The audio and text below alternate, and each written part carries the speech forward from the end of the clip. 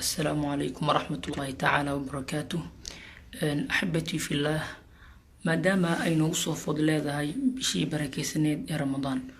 waxaan rabay inaan ka hadlo laba arrimood. Arrinta koowaad waxay ku saabsan tahay labada arrimood waxay ku saabsan yihiin dabcan social media-ga, laakiin arrinta koowaad waxay ku saabsan tahay khaasatan Facebook-ga, arrinka labaadna waxay ku saabsan tahay TikTok-ga.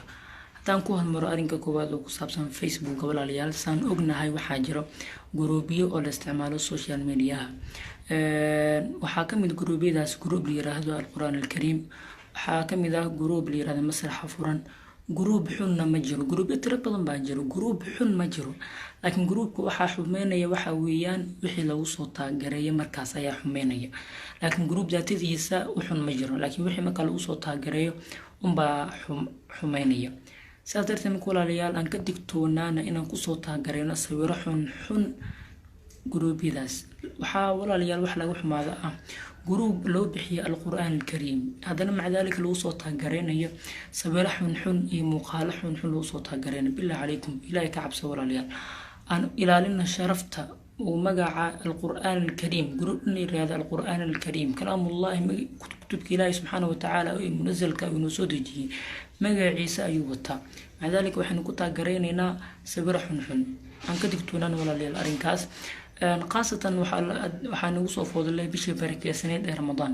maadaama bil barakeysan ee Ramadaan ay nagu soo fududleedahay, sabab ha u noqonin sawir aad adiga soo gelisay oo qaawan ama muuqaal adiga soo geliso oo dumar qaawan ah, sabab ha u noqonin qof walaalka in ishiisa ku dhaca, sabab uu u noqdo inuu soonka u furmaa. ninkaas waa macaasi uu sameeyo, rabbigiisana macaasi soonkaasna uu soo qolay ama soonkiisa nuqsaan ku yimaado. arrinka labaadna walaalayaal waxa waa TikTok oo asigana ah meelaha ugu daran ee soo dhig muuqaalada xun xun. dumarkan waxaan ka codsanaa dhammaantood in Ilaahay subxaanahu watacaala ka cabsadaan, muuqaalada ay soo duubayaan sharaftoodana ay ilaalsadaan, Ilaahay subxaanahu watacaala ay ugu cabsadaan.